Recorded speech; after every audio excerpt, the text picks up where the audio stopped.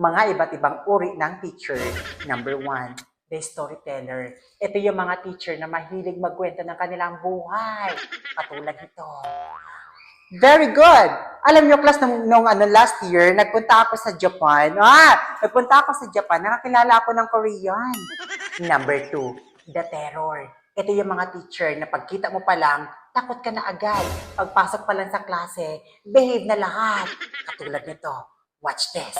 Ano namang ingay yan? Arrange your chairs. Grabe kayo, yung boses nyo, rinig pa sa kabilang section. Papunta pa lang ako dito pero rinig ko na kayo. Maglinis kayo yung kalat nyo. Pass your assignment. Char. Number 3, the negosyante. Ito yung mga teacher na nag-sideline. Nagninegosyo sila dito sa paaralan. Katulad dito. Watch this. Okay, class, may binibinta ako ditong cellphone. Ang brand nito is Kawasaki. Bagong labas ito. Bagong labas. Wala tong gasolina. OA. Char. Number 4, the senior. Ito yung mga teacher na teacher mo, teacher din ng mga magulang mo. Katulad dito. Alam nyo, class, estudyante ko yung mga magulang nyo. Kahit tanungin nyo pa sila. Kaya please lang, mag-behave kayo kasi behave yung mga magulang nyo. Alam ko yung mga ugali ng mga magulang nyo. Number 5, the repeater. Ito yung mga teacher na inuulit yung sinasabi. Katulad nito. Alam nyo, class, hindi masama yung ginagawa ko sa inyo. Dinidisiplina kasi kayo para maging mabuti kayong bata. Bata! Di ba? Merong ganon. Number 6, the quiz teacher. Ito yung teacher na mahilig mag-quiz.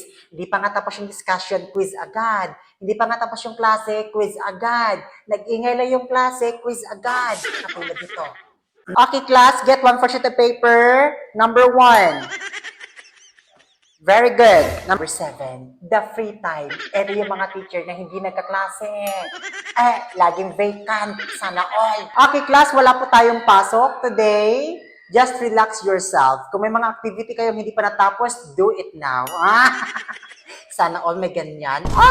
Number 8, best in copy. Ito yung mga teacher na mahilig magpakopya. Hindi pa nga na-discuss yung dati, pakopya agad. Katulad nito. Okay, class, get your notebook. Pagkatapos nito, chikan ko.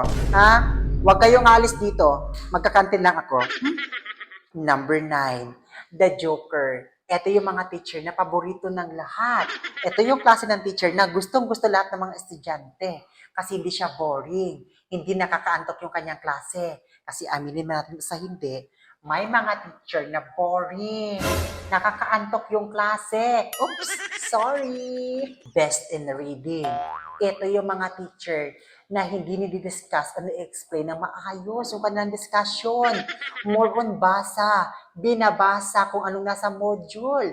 Binabasa lang kung ano yung nasa libro. Hindi na-explain ng maayos. May kakilala ba kayo na gano'n? Sana naman wala.